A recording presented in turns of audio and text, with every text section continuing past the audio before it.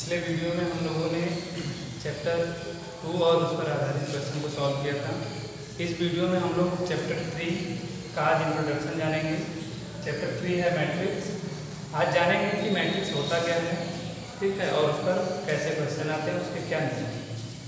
चलिए सबसे पहले देखते हैं कि मैट्रिक्स या आव्यूह की परिभाषा क्या है। मैट्रिक्स या इसको आव्यूह कहते हैं। तो इसकी परिभाषा क्या है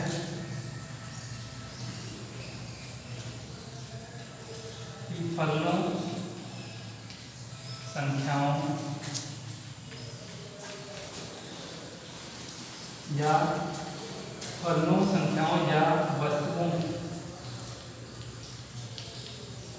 वस्तुओं की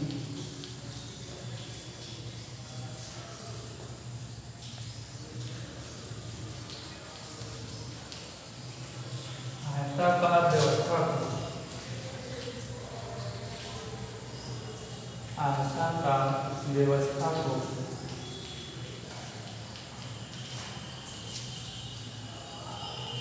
आव्यूह कहते हैं।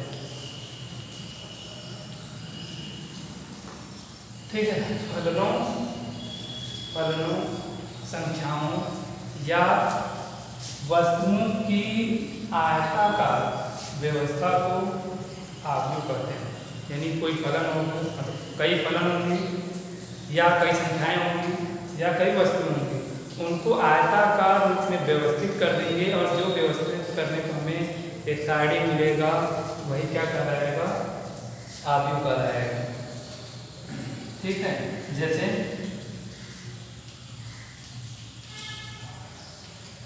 क्या है कि और इस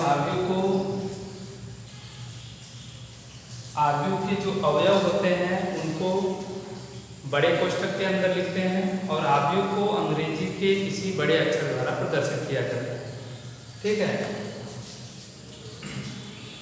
चलिए देखिए क्या है। जैसे a इक्वल टू बड़े ब्रैकेट के अंदर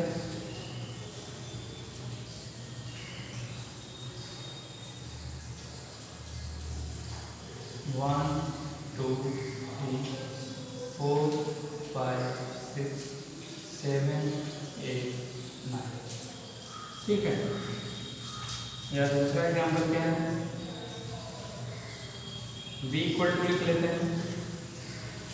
लिख लेंगे साइन एक्स कॉस एक्स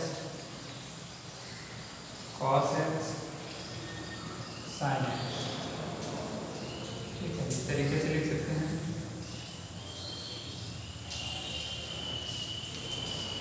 या c इक्वल टू लिख लेते हैं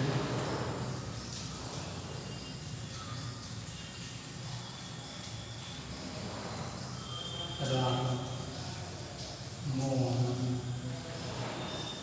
श्याम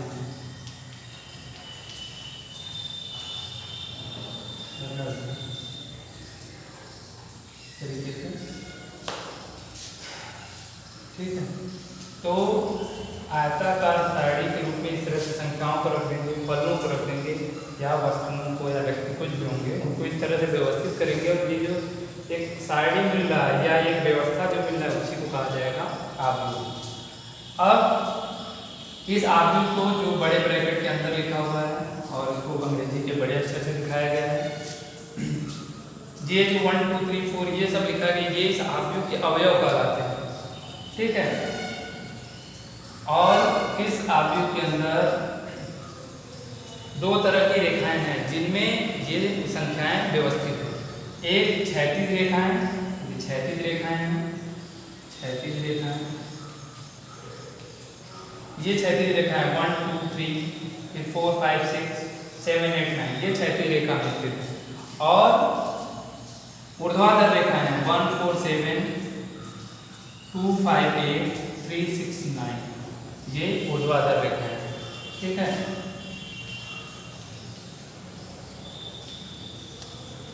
क्षैतिज रेखा तो इनको कहते हैं पंक्ति, इनको कहते हैं पंक्ति। और ऊर्ध्वाधर रेखा, ऊर्ध्वाधर रेखाएं, ऊर्ध्वाधर रेखाएं, ऊर्ध्वाधर रेखाएं और इसको कहते हैं स्तंभ।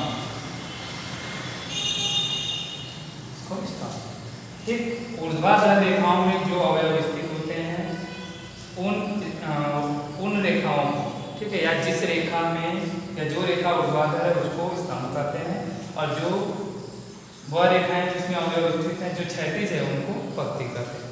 ठीक है, क्षैतिज रेखा में स्थित अवयव जो होते हैं उनको पंक्ति कहा जाता है, और ऊर्ध्वाधर में जो स्थित होते हैं उनको स्तंभ कहते हैं।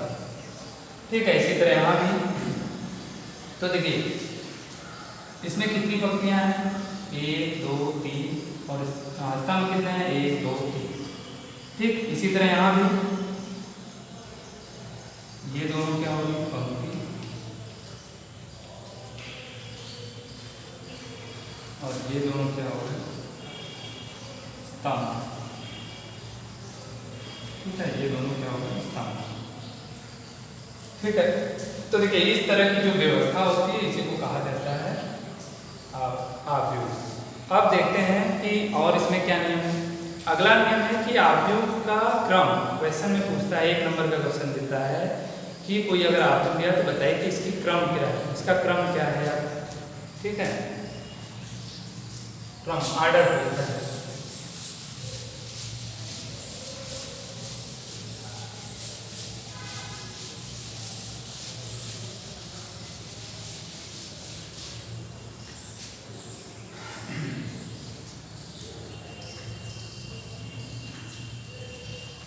आव्यूह का क्रम या कोटि। ठीक है, आव्यूह का क्रम या कोटि। क्वेश्चन में पूछता है तो एक आव्यूह दे देगा और पूछेगा कि इसका क्रम बताइए, या फिर कह सकता है इसकी कोटि बताइए। Order of matrix.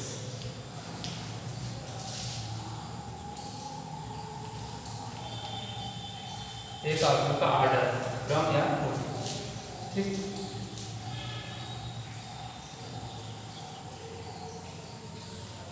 एक एग्जाम्पल देखते हैं पहले। माना A = बड़े ब्रैकेट के अंदर 4 8 12 6 9 12। ये बड़ा ब्रैकेट। ठीक, ये कोई एक आव्यूह है जिसके अंदर 4 8 12 6 9 12 ये अवयव है। अब इस तरह से अगर देखते हैं तो क्षैतिज रेखाओं में जो अवयव स्थित है ये क्या कर रहे हैं, पंक्ति, यानी यहाँ क्या है, पंक्ति हो गया। और ऊर्ध्वाधर रेखाओं में स्थित है, जिस ऊर्ध्वाधर रेखाओं में अवयव स्थित है वो क्या कहलाएगा, स्तंभ। ये क्या होगा, स्तंभ। चलिए ठीक, अब क्रम क्या होता है। तो किसी आव्यूह में पंक्तियों की संख्या और स्तंभों की जो संख्या होती है उनको इस तरीके से लिखते हैं। कितनी पंक्तियां हैं, 2 पंक्ति, और कितने स्तंभ हैं, 3। तो 2 × 3। पहले पंक्तियों की संख्या लिखेंगे, कितनी पंक्तियां, 2 पंक्तियां, कितने स्तंभ, 3 स्तंभ, और इनका गुणा करेंगे। इनके गुणनफल को नहीं, गुणन के रूप में व्यक्त करेंगे, वही इनका क्रम या कोटि कहलाएगा। तो ये आव्यूह कितने क्रम का है, 2/3। इसको पढ़ेंगे 2/3 का। ठीक,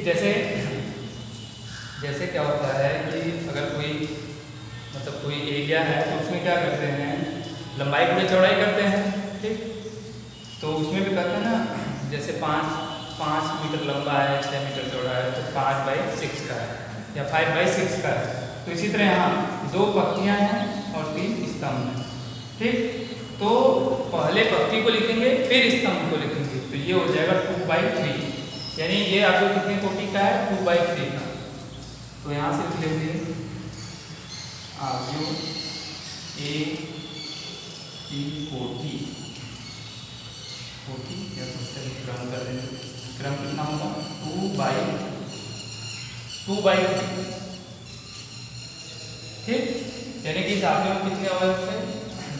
अब हाँ, इसकी कोटि कितनी थी, तो 2/3। हाँ, अब इसी में एक चीज और पूछता है, इसी में जान लेते हैं कि अगर पूछते कि इस आकृति के अंदर कितने अवयव हैं, कितने अवयव मौजूद हैं, तो बस क्या करना है, ये जो कोटि या क्रम व्यक्त किया गया है उन दोनों संख्याओं का आपस में गुणा कर लेंगे। गुणा करने का जो मान आएगा वही उस अवयव में अवयवों की संख्या हो जाएगा।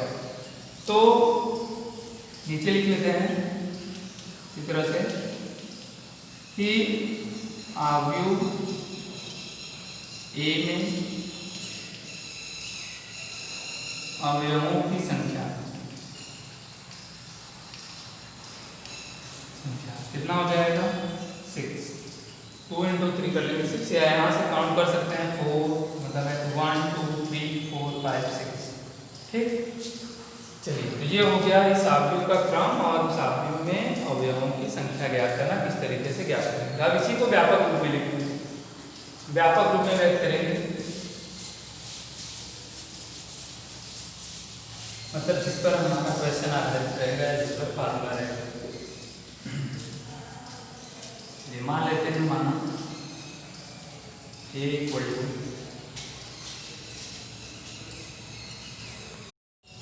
चलिए देखिए एक अवयव लेते हैं, अब व्यापक रूप में व्यक्त करना है तो मान लेते हैं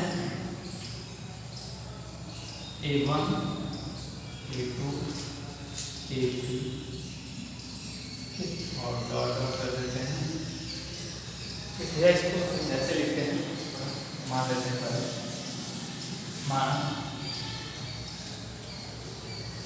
माना एक अवयव a m/n कोटि का है।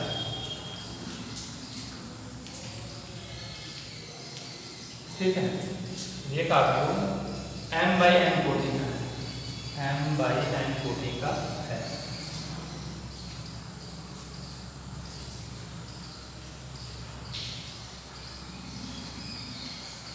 अब लिख लेते हैं कि a = चलिए कैसे m/n कोटि का दिखाएंगे इसको, मतलब क्या है व्यापक रूप का। चलिए मानते हैं इसका कोई अवयव a है, अब m पंक्तियां हैं और n स्तंभ, ठीक ना, m पंक्ति और n स्तंभ। तो लिखेंगे a1 a2 a3 और डॉट डॉट करके an कर देखिए an कितने स्तंभ हैं, n स्तंभ। तो पहला स्तंभ, दूसरा स्तंभ, तीसरा स्तंभ और ऐसे ही करते करते n वां स्तंभ है। फिर पंक्तियां कितनी n, तो ये वाली पहली पंक्ति थी और दूसरी पंक्ति थी।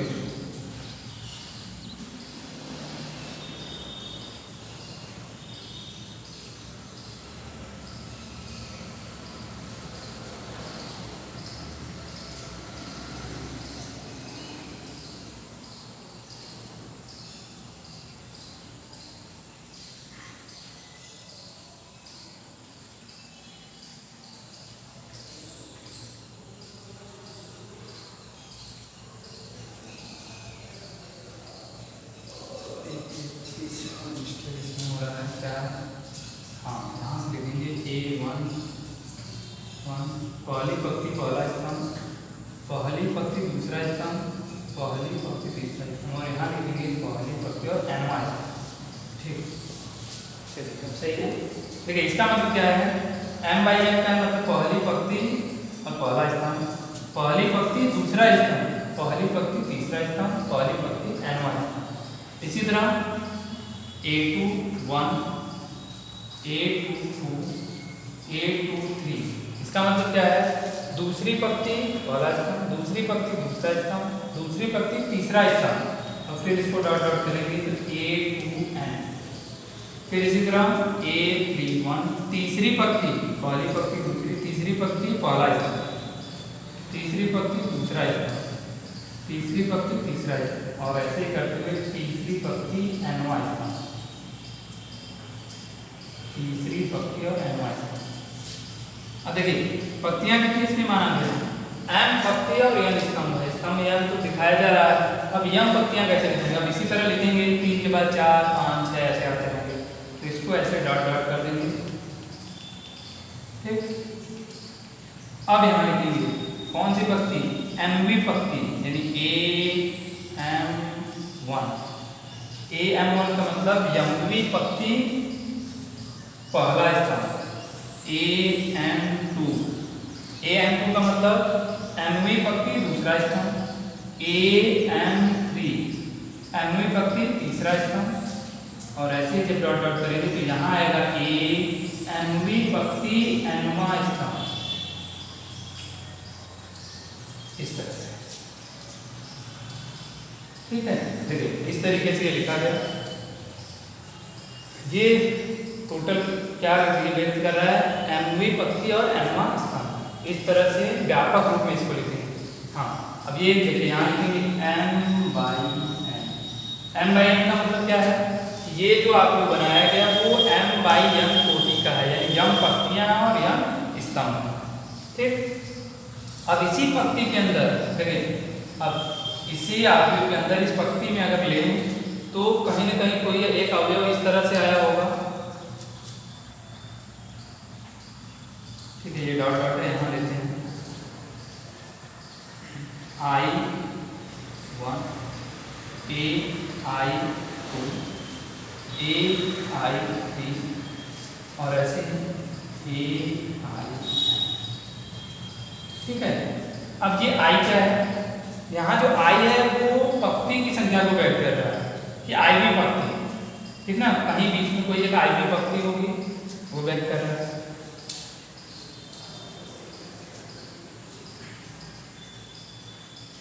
तो इसी तरह कहीं अगर ये आईवी पंक्ति है तो कहीं डॉट डॉट करते हुए जेवा स्तंभ भी आएगा, मतलब हम इसको ऐसे लिखें तो यहाँ लिख देते हैं AIJ कर लेंगे, तो ये हो गया आईवी पंक्ति और जेवा स्तंभ। ठीक है, यानी ये व्यापक रूप में अगर लिखेंगे तो ये आईवी पंक्ति और जेवा स्तंभ का रहेगा, अर्थात इसको क्या लिख सकते हैं, यहाँ से क्या लिखेंगे इसको कि तब आव्यूह A को अगर व्यापक रूप में यानी छोटे रूप में लिखना है तो इसको ऐसे लिखेंगे AIJ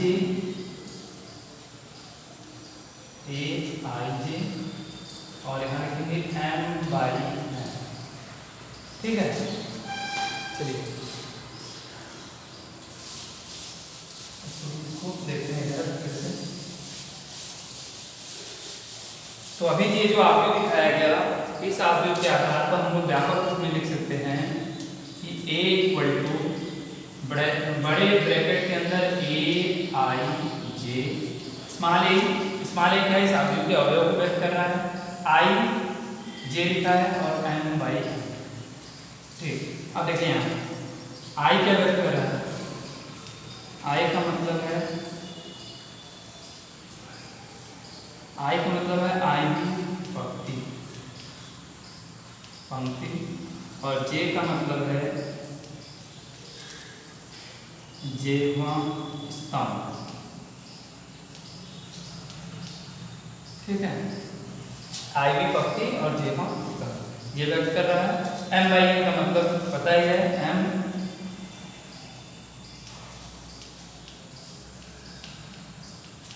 पंक्तियों की संख्या और n स्तंभों की संख्या।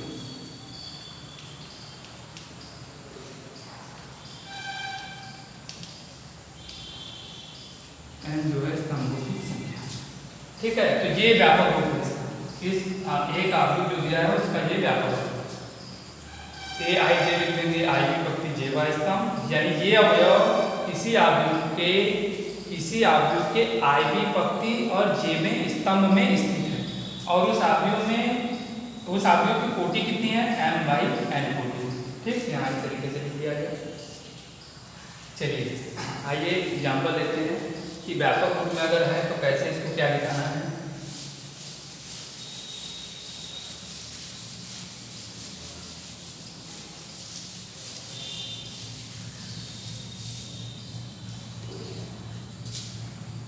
इसी पर एग्जाम्पल करते हैं।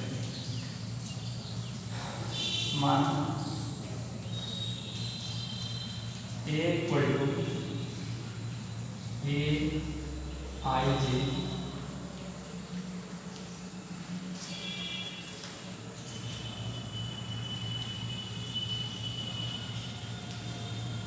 टू बाई वन या 2/3 कर लेते हैं। 2/3 कोटि का अवयव है।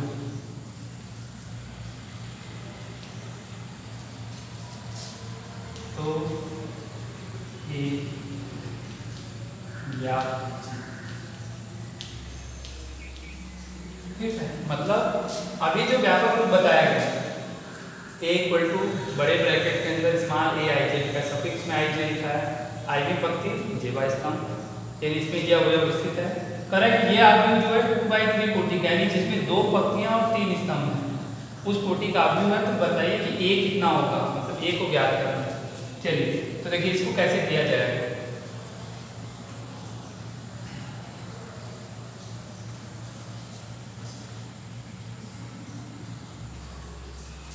ज्ञात कीजिए तथा अब इस AIJ के बारे में भी दिया जाएगा।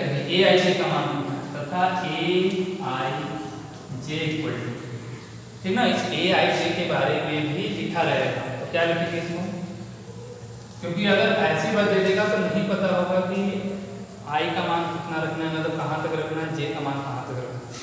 हाँ, अगर AIJ इक्वल टू दे दिया तो क्या लिखेंगे, देखिए अगर AIJ इक्वल टू दिया है I प्लस J, ठीक, व्यापक पद दिया है, इस व्यापक पद का मान इतना है, यानी यहाँ सफिक्स में IJ आया है, आईवी पंक्ति जेवा स्तंभ, तो इस AIJ का मान यानी इस अवयव का मान जो आईवी पंक्ति और जेवा स्तंभ में स्थित है, इस अवयव का मान कितना होगा, इन दोनों का योगफल, यानी जिस पंक्ति और स्तंभ में स्थित होंगे उन्हीं पंक्ति और स्तंभ की संख्याओं का योगफल हो जाएगा।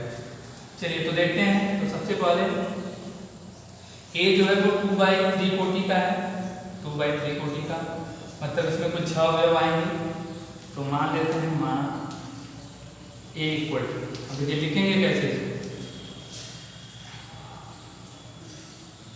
A11 A12 A13, कितनी पंक्तियां, 2 पंक्तियां और 3 स्तंभ। तो पहली पंक्ति पहला स्तंभ, पहली पंक्ति दूसरा स्तंभ, पहली पंक्ति तीसरा स्तंभ, यानी तीसरे स्तंभ तक लिख जाना है।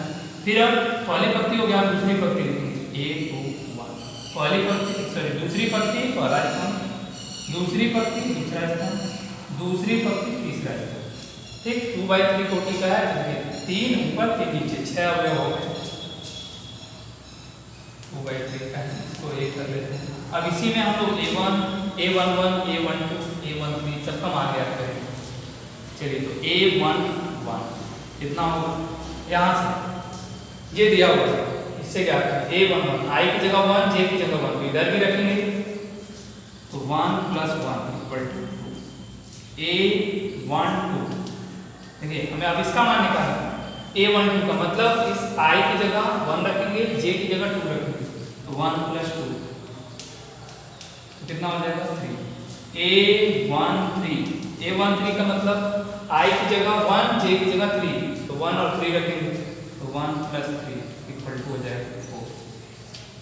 और फिर A21 का मतलब क्या है कि I की जगह 2 और J की जगह 1 रखना है। देखिए जैसे स्थान में दिया उसी तरह बस कंपेयर कर लेंगे। तो I की जगह 2 J की जगह 1 हो जाएगा, इधर भी रखेंगे, तो 2 + 1 3।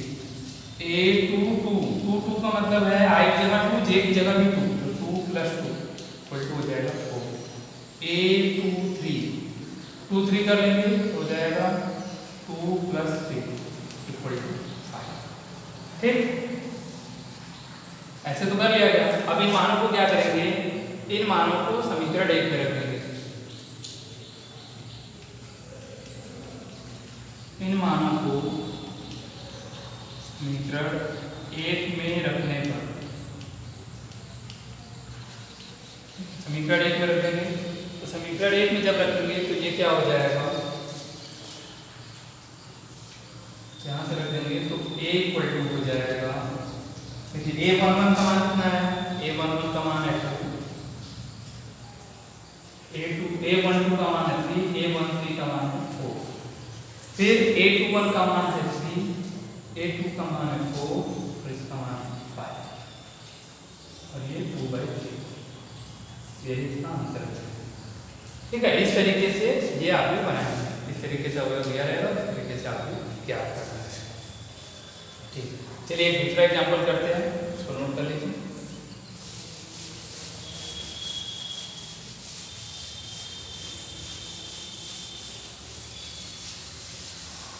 एक और एग्जाम्पल देखते हैं कि इसी पर आधारित दूसरा एग्जाम्पल कैसे आएगा। माना इस बार अवयव दिया रहेगा, माना a इक्वल टू 3, 4, 5, 6, 7, 8, 9, 10, 12। ये कितनी कोटि का होगा,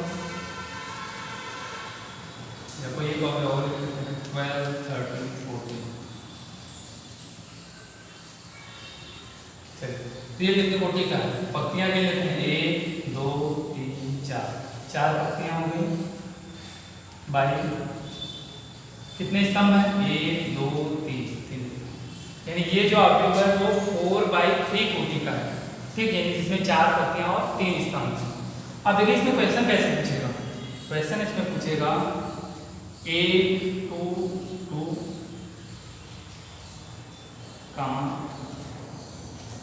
माना है तो A22, A2, A31, A42,